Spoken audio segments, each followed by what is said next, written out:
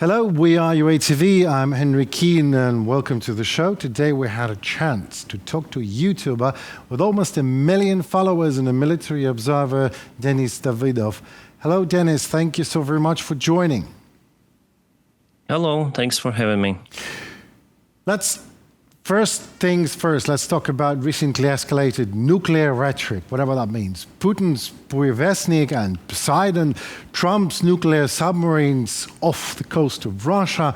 French Fabien Mandon says all that is alarming. So is it? Honestly saying, there is nothing really new that Putin is proposing to the world. You see, Russia already has ICBMs and lots of the warheads. Most of they have more warheads, nuclear warheads, than in the United States of America. And they have the ways to deliver them. They have very sophisticated ICBMs. It's not just a single warhead for each missile. They may carry up to 20 and, as rumors say, 50 warheads per each missile. And even if Americans somehow intercept 90% of those missiles, which Russia already has, still 10% will do the most of the harm, and it will be enough to wipe out, as Kisilov says, everything.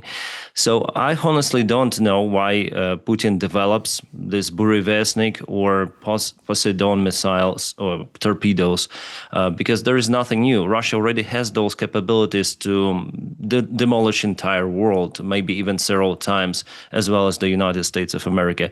So maybe if Putin invested those funds in producing some sort of the air defense, because compared to Americans and American THAAD system, Russia doesn't have that sophisticated air defense against ICBMs. So, well, maybe that would be a threat, definitely, because if you can protect yourself from nuclear attack and you have the nuclear capabilities, well, that's concerning. But one more torpedo or Burevestnik cruise missile, which is not a supersonic, it's the standard cruise missile. It's just equipped with a different engine. Okay, it may fly for 14,000 or even more kilometers, but it's still interceptable by the air defense. So there is absolutely nothing new which Putin proposes, and we see the reaction coming from the Western media that they don't really care.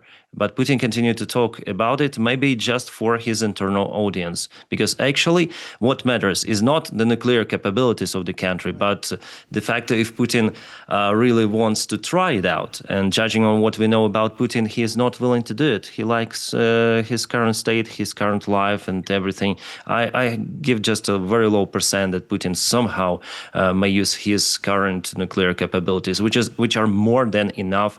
So nothing new. Nothing new there, absolutely. All right. There is no new threat. Okay, but talking about the perspective of reality of all this, is there any evidence whatsoever that the launch of Burevestnik on October 21st was a real test of a real nuclear carrier and not a traditionally, staged demonstration of unprecedented, enormous, one-of-a-kind, yet just not quite real Russian power? Well, they didn't provide the images for us, just some sort of I think there were a couple of the photos from the starting platform. We know that this cruise missile Burevestnik indeed exists. However, Russia doesn't share any sort of the detailed images, like Elon Musk, SpaceX. Then they launch their missiles. They have a bunch of the cameras filming everywhere, even from the ocean, from special buoys. So Russia doesn't give that kind of the information. However, definitely that missile exists. We have the confirmation from Norwegian intelligence that Russians, even before they commenced several of the launches of those Burevestnik at least, how successful they were, it's hard to tell. Okay, I take that as an answer. Thank you. I'll put it that way. Whatever that Poseidon, Burevestnik, and real or not, Putin prepares the infrastructure for that Poseidon torpedo, as he said. So could we guess what does that mean as a political signal? Which it is. It is a political signal, right? Yeah, it is. It is a political signal. I think that Putin Like idea for Putin was to use the current White House administration as a weapon. It doesn't work as he thought, so he tries different variants, sending the Dmitriev, who is like this, some sort of the economy ambassador of the Russian Federation to propel Russian economy interests. And at the same time, Putin wants to show that he still has this nuclear something that is could be very harmful for the United States. So he uses those two policies simultaneously, but in both of those, I think he failed, especially with latest Dmitriev visit to the United States of America, when he said that sanctions do not matter on our economy. Absolutely. I think Donald Trump could be even humiliated more about this stuff, because, you have to say that sanctions really matter if they're applied by Donald Trump. You shouldn't say that, no, they are not touching us at all. Yeah. Well, all right, if this is a signal, okay, whatever happens, but the signal has been received. What, in your opinion, should NATO's reaction to such a signal show? Because there is, no reaction at all. A bit embarrassing, isn't it? Well, there is the reaction, comments just from Donald Trump. He also said that this Poseidon or Burevestnik, it doesn't really matter, because the United States has those nuclear capabilities. They deployed some sort of the submarine somewhere close to Russia, as Trump said. Also, Donald said that they will commence some of the nuclear exercise, but it's not like nuclear blast or something. It's he mentioned in the tweet that it's going to be the mirror actions. So what they do, we're also going to do some tests of the ICBM in this case. I think United States already did it, if I'm not mistaken.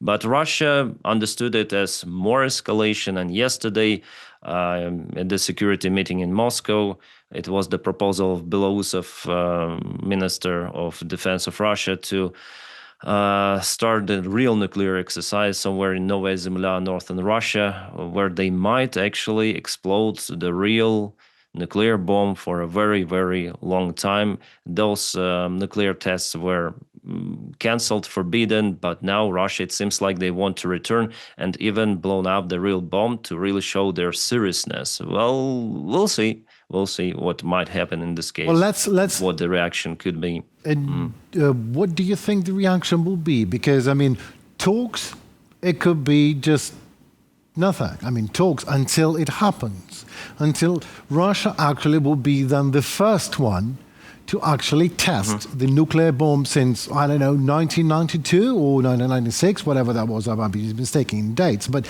they will be the first one. Do you believe there will be any reaction? Yeah, I believe that there will be a reaction. I think from America there will be the reaction. And, we may like Donald Trump, we may not like Donald Trump, but he will not swallow that act. It's understandable. It's his, let's say, mindset, portrait of Donald Trump. He will not stay calm, or there will be the response. What kind of the response? It's hard to tell. Hopefully it will be the support of Ukrainian long-range capabilities, maybe with Tomahawks, maybe with something else, but hopefully in this way, because if he decides to blow up American bomb, it doesn't really matter in this case. The real thing should be applied. Ukraine is fighting against Russia. Ukraine really physically may influence Russia. There we go. Right. Yes. So I think that would be the proper response for Donald Trump. But we don't know what they think real. All right. It hasn't yet happened. Yeah. Right. Indeed. Absolutely. I agree with you. It hasn't happened yet. No, true. But Putin awards the developers of Burevestnik and Poseidon and declares complete independence of Russian technologies from Western ones, finally, and brags about new products, nuclear products. Is that real threats or rather not? And it was exactly, it's brag. He says he's speaking, but when the time comes, do you believe, as an expert or as an observer, do you personally believe that he will use any of that against the United States? No, I don't believe. Right. I don't believe that Putin will use nukes, and I think like so many red lines has already been crossed, and Putin is quite okay even with Tomahawk missiles. I don't think that like there will be some sort of the response. They're mostly yapping there on the Russian propaganda TV, and Putin himself, he threatens all the time. And at first, our allies, they really took it seriously. Remember how they were very slow in giving us something. Leopard tanks, Exactly. Abrams tanks. Right. Each time it was so like we are afraid to escalate. We are afraid to escalate. Well, finally they don't give anything about it. I mean, Donald Trump's administration, it's pretty much okay with the Ukrainian strikes on Russian infrastructure. No one is telling do not escalate any longer. At least like that, it's. I would like to see like direct military support from the United States, not just for Europeans to purchase those weapons because they're limited in their capability, and the European economy is not feeling well compared to what it was before. So yeah, Ukraine doesn't obtain enough right now. So if Donald Trump wants to respond, yeah, of course it's better to support Ukraine in any case. Maybe the last question for this topic. Trump announces nuclear tests and readiness for parity, again, whatever that means, with Russia and with China, by the way. But could this all develop into a real arms race? Yeah, it can be. Yeah, potentially. But still, United States, they have more production, more everything. I don't think that Russia nowadays has the real... with the problems they have in economy, in military sector, I don't think that they are capable to go like that in a military race with the United States. Maybe China, but China, the idea for China is now to develop more of the warheads. They have 600, they plan till 2030 to have 1,000 of nuclear warheads, but still it's 5 times less than in Russia and the United States of America. So still they're like, if you speak about nuclear weaponry, they're not in this some sort of the competition. The modern competition is, as you see on the front lines, it's about the drone technologies. Exactly. Unfortunately, I see from the NATO countries, they're still like not understanding what is happening. I think, and only after some sort of the provocation started with the drones. Okay, Denmark, for example, they called the Ukrainian specialists to train them to show the drone interceptors and so on. So they still in lack of this technology. That's the big downside of Western NATO bloc in general. And I guess Ukraine has something to propose to our partners. I believe so, very much. For them to be more capable, yeah. But, just to round up the topic, from OSINT's point of view, or maybe you have any other sources, is there any satellite imagery confirming preparations for nuclear tests, both in Russia or the United States? Is there any evidence for the preparation are real? So far, I haven't seen those. The United States, Russian side just said about it the day before yesterday. So we'll see, I think, in the coming days if they really want to put something in real action. Obviously, we have satellites, like not we, but in general, the images are being published. You can monitor them. So we'll see the preparations, I think. Maybe Russia will blow up one warhead in Novaya Zemlya. Maybe. I think that they may do it. They may do it just to see what happens, because that's what they usually do, to provocate and see what happens. All right, well, let's slide into diplomacy, because we really need to wait another 2 days. It's even crazy that we're talking about. Let's wait for another couple of days and see if someone will blow up the nuclear warhead. But let's talk about the diplomacy. British Secretary of Defense, John Healey, he said Trump can force Putin to negotiations. Literally, that's what he said. Trump says Putin called for help 2 weeks ago to settle the war that he has started on his own. So on a scale from 1 to 10, how real you think all that? I mean, can Trump force Putin? Did Putin call? What is it? A sign of weakness from Russians? A diplomatic trap? Both maybe? What's going on? Well, maybe Putin called Donald Trump to help him to finish Ukraine or something, I don't know, to help him to cut military support. Because I see for Putin just using Donald Trump in his favor as the diplomatic weaponry to achieve his goals on the front lines. I don't see that Putin is willing to stop. No one from experts, I guess, sees some sort of the light at the end of the tunnel. And Putin already has this proposal from Donald Trump to stop the war, yeah, the current front line. President Zelensky agrees on that. He openly said to Donald Trump, we agree to freeze the war. But Putin doesn't want to do it. And Putin always has this like variant, yeah. If he is not successful on the front lines, if something might start to happen with the Russian economy really dramatically. For now, it's not like that, unfortunately. But still, then it starts to happen. Maybe some protests, if we believe in that. So he might always stop. Agree on Trump's scenario, agree on Zelensky's scenario, stop the current war. But before that, he will continue. And I don't think that really United States administration, whatever, it doesn't matter who is the president of the United States. I don't think that they have the real lever on Russian president, honestly. It's not as it was before. Russia has different markets. Russia has China. Wang Yu, the foreign minister of China, he said to Kaja Kallas 3 months ago that they will not let Russia lose. Because it's not profitable for China. He openly said like that. So still they have like multiple of the countries still trading with Russia, unfortunately, supporting their economy. Sadly, also European partners purchase Russian fossil fuels. Which is not. We apply our sanctions. Magyar applies sanctions on pipeline, but still it's not enough. Like in this That's nicely put. Perspective, yeah. Magyar applies sanctions, right. Yeah.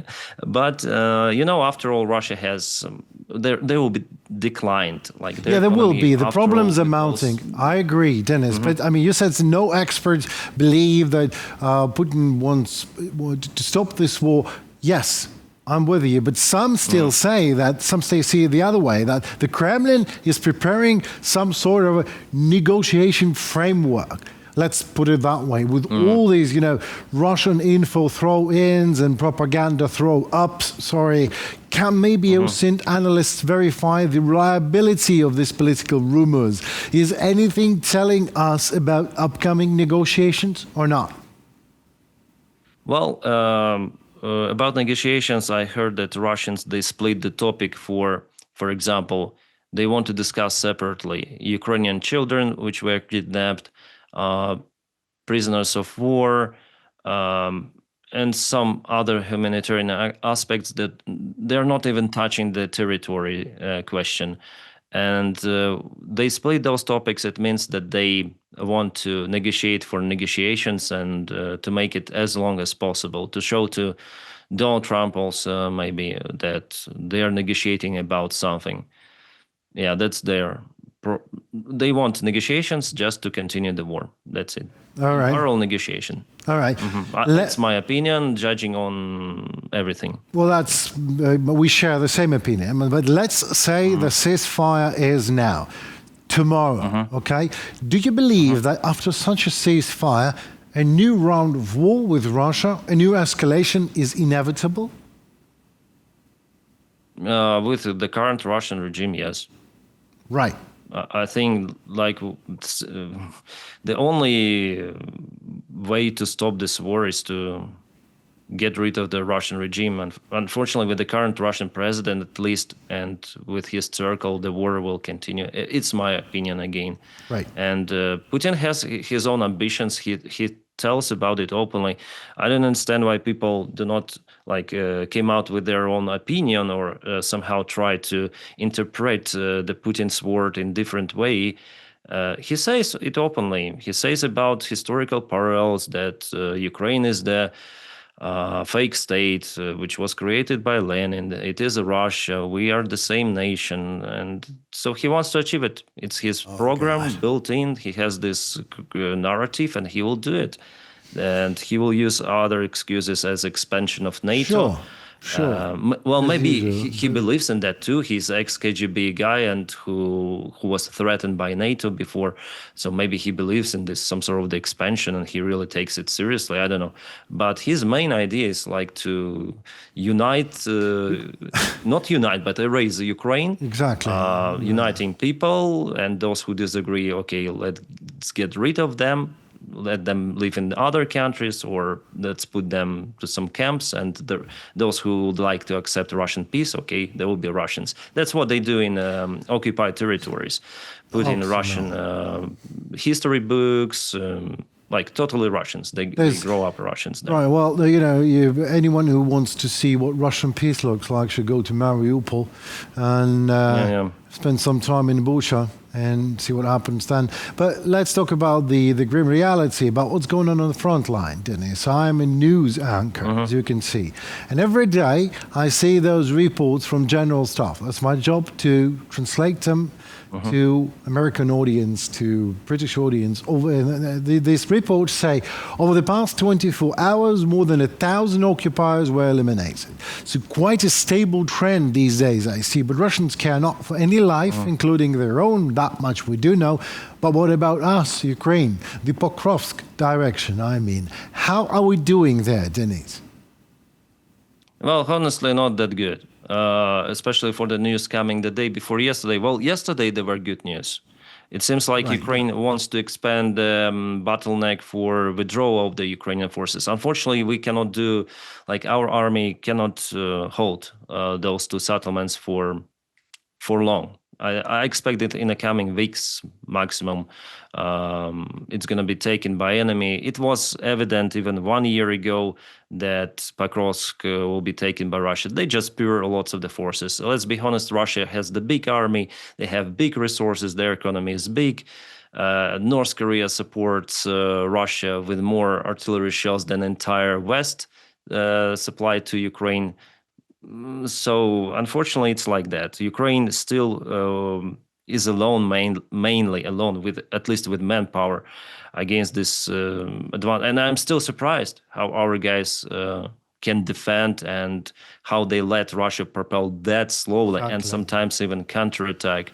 Like it was like we are speaking about Pokrovsk, but there are still defense lines after Pokrovsk. So it's not the end of the story if Russians absolutely.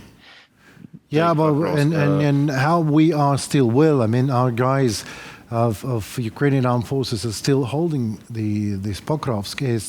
Will go into the storybooks definitely, because everything told us that the Pokrovsk will be lost, and Russians were expecting that to happen for, I don't know, a year already, and we're still there. Yeah. Still dragging their forces. Yeah. This is an amazing bravery and heroism of Ukrainian armed forces. So, but how did our new brave air defense systems are doing? And those F-16s affecting the actual battlefield or not? Well, we need more fighter jets. F-16s are working to protect the Ukrainian skies. They're used against Russian cruise missiles, Russian drones. But speaking about the front lines, I think like Ukraine simply doesn't have enough airplanes. Russia has advanced airplanes, Sukhoi Su-30SM, Sukhoi Su-35. They are way better than F-16s. F-16s are, even with those tuning options that we have, advanced radar technologies, I don't think that they are comparable even to Sukhoi 35, for example. And to act them against the Russian fighter bombers Sukhoi 34, which are doing the most of the harm on the front lines, dropping aviation gliding bombs. Well, Ukraine needs hundreds of the airplanes of that type of F-16. And unfortunately, we haven't obtained even a single flying unit from the United States of America. All of the supplies were from Europe. Europe still waits for F-35s, and only after that they will send to us all of the F-16s, like, for example, Belgium. Right. So yeah, it's unfortunately Ukraine is capable to use F-16s just behind the front lines, but Ukraine has like other capabilities. Long-range weaponry is working still. Like, for example, FP5 Flamingo is kind of wet. cruise missile. It needs more development. We see that it's quite big. So after all, maybe Neptune or Tomahawks are way better because they're smaller, nimble, also may fly for the longer range, because Flamingo is well identified by the Russian raiders, air defense systems. But still there were successful use of Flamingo. Not that much, but yeah, for now, as for the initial use, it's more or less okay, Flamingo. But yeah, it needs more development. Neptune is well tested before. That's why I see that Ukraine mostly uses Neptune to hit some of the Russian infrastructure recently. Yeah. Recently, we all heard about that. But yeah. Yeah, but Pokrovsk and other settlements, it's local anyway. Is there a risk that Russia will attempt a massive assault before winter again?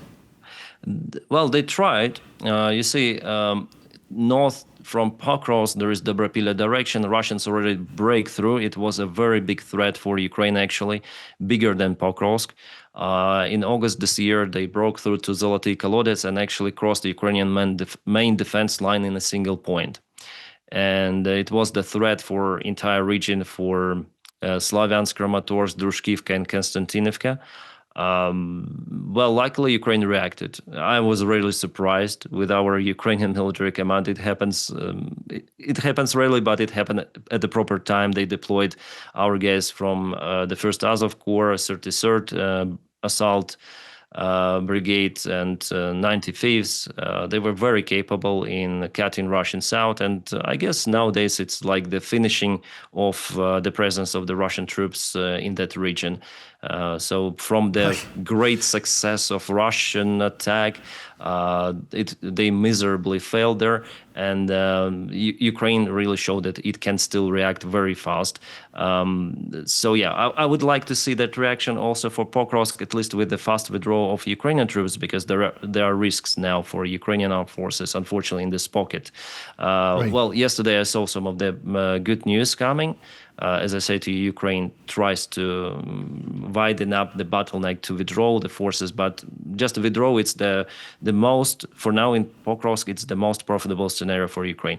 But Dobrapilya was, as I say to you, because of the main defense line that could potentially have been penetrated, so it was more tricky, this direction. And the Ukraine reacted, so compensated this Russian move. I think Russians didn't expect it themselves, that they would go, and like it was accidental move. They just tried to move to that direction and advance by 17 kilometers per 3 days. But later on, it was complete disaster. And about this big offensive there, President Zelensky said about it, our military command were saying about it. So Russians have actually started. They started the last months. They procured more than 70 vehicles to Shakhovo direction. That's the same variant with their breakthrough that happened in August, the same direction. So they lost the territories, but Ukraine already deployed capable units with drone army, and they try, to break through to. Okay, we were there. We penetrated that line. We want to get it again, but it's too late for them. And they lost 74 of the vehicles for the last months for 2 of the villages, and they didn't take those. So absolutely losses for nothing. And I saw one video how definitely Russian motorcyclists went to the closed bridge. Like the bridge is gone, is destroyed well before, maybe 1 month ago or something. Denys. And the Russian military command sent them to the closed connection. It's like this. It's called a dead end. Yeah, the dead end, and they were immediately hit by Ukrainian drones. So, well, let's wish the same.